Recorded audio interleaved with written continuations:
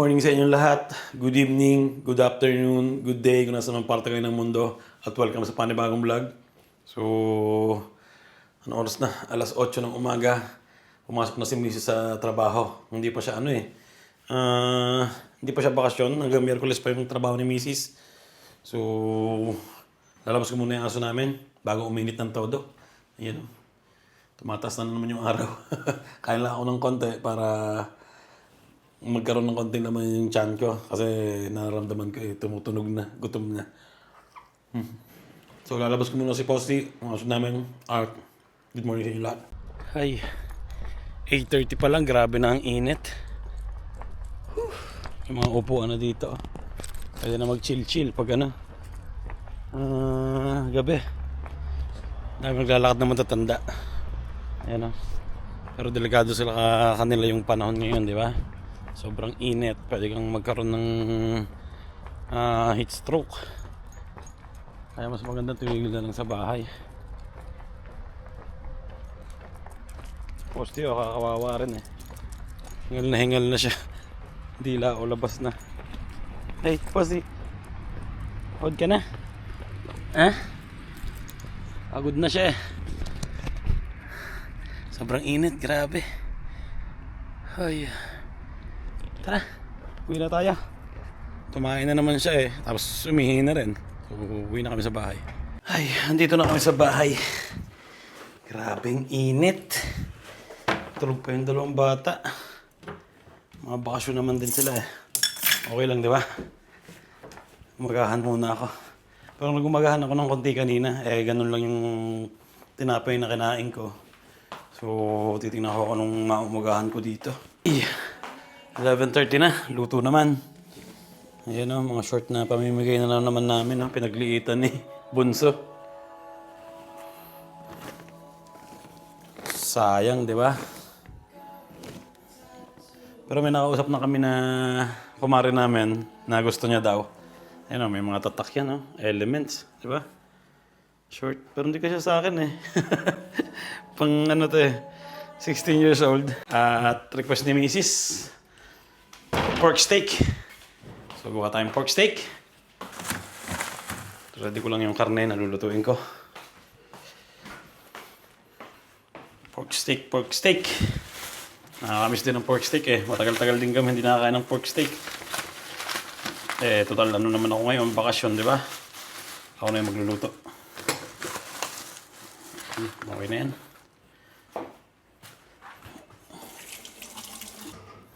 Bababa ko muna itong aming tulda.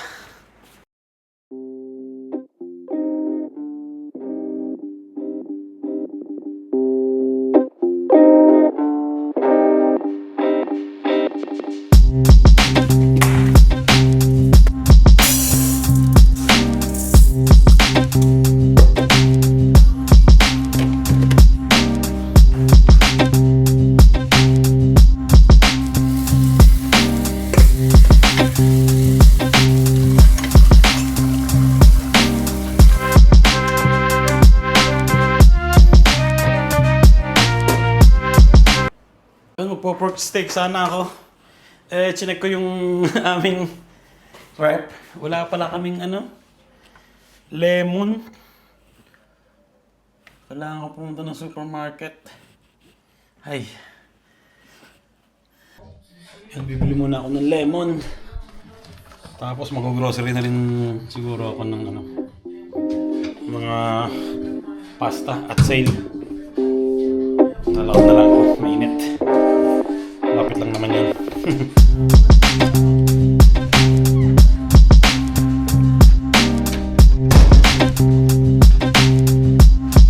Ayun, nandito na ako sa bahay. Luto na. Pork steak. Tapos mula ako ng pasta. Yan o. Ang dami kong pastang binili. Isa. Dalawa. Tatlo. May spaghetti pa yan. 5. 6.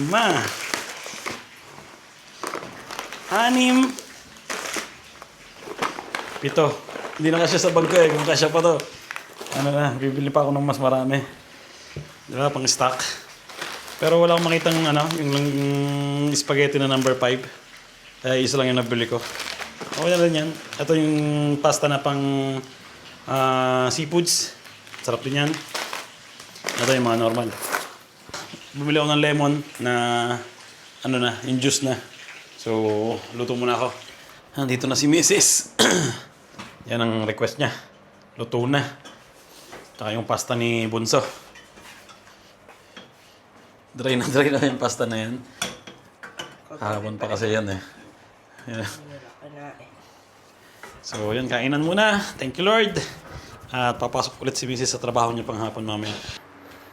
Tingnan natin yung ginagawa ng dalawa. Mukhang nag-ano sila ng pambenta nila online. Kasi ang dami na naman nakatambak eh.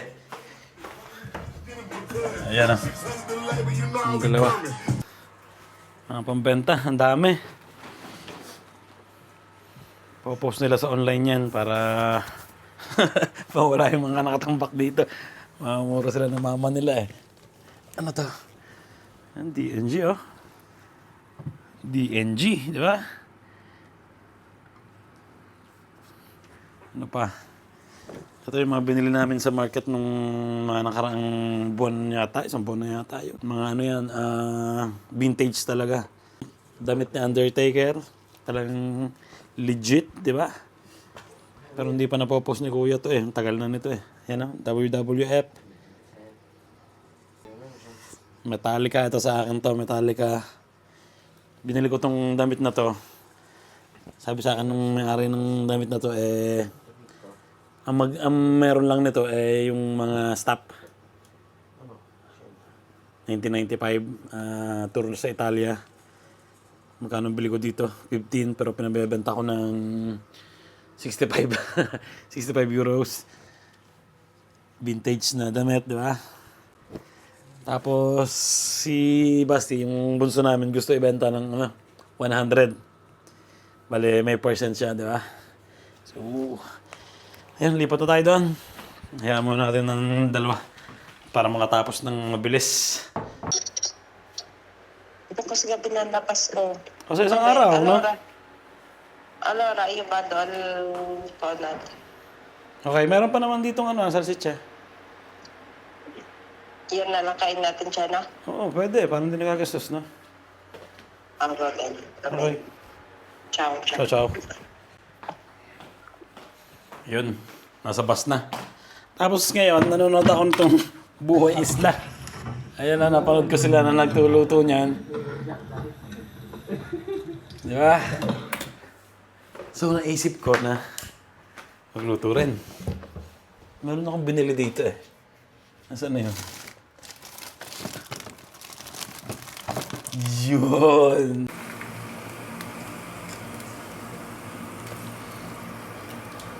Bilis lang lutuin eh.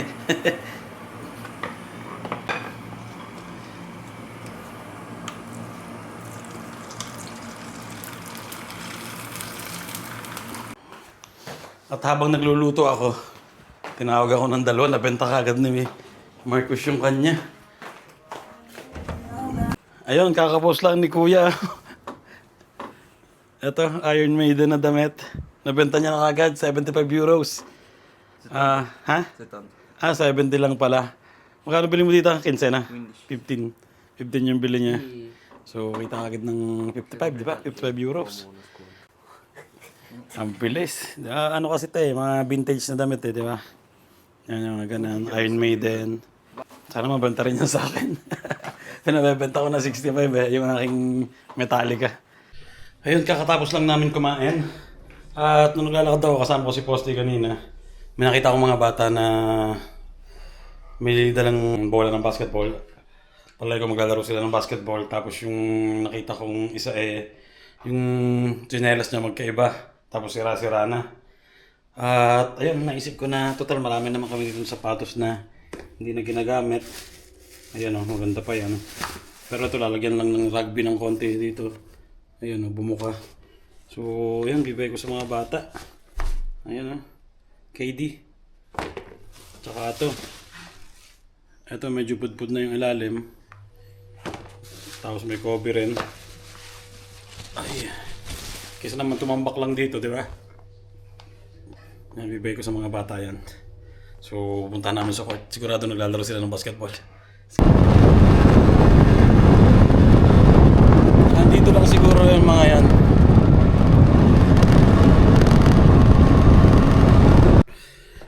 At ayun, nadala ko na dun sa mga bata. Mga taga ano sila? Taga-Africa. Nakakaawa, di ba? Pinigyan ko sila ng tigigisang sapatos yung binigay ko sa kanila. Tatlo sila eh. Tuntuwa sila, hindi sila makapaniwala na. Binigyan ko sila ng sapatos. Nagmamadali rin ako kaya hindi ko na natanong yung mga pangalan nila. Kasi nga may pupuntahan kami.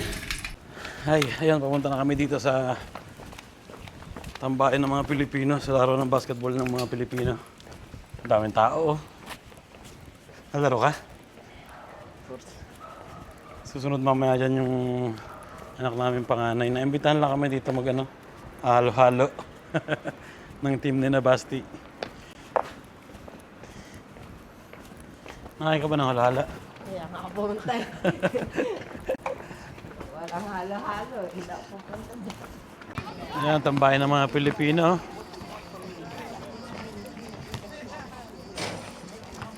Dami naglalaro.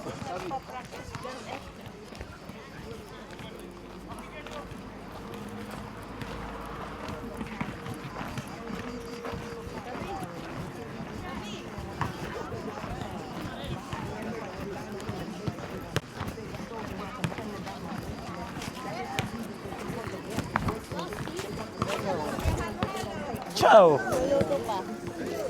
Ciao! Nagkakahalo-haloan na dito. Wala nang halo-halo? Special yan. Anong wala? Anong wala? Ubus namin yun mo. Huwag ka na magdulon. So, MVP. Ito ang MVP namin. Yeah. Pa sa bahay siya. Ikaw pa. Ikaw ay mo kumuha. Na. Hindi pa ako naghalo-halo.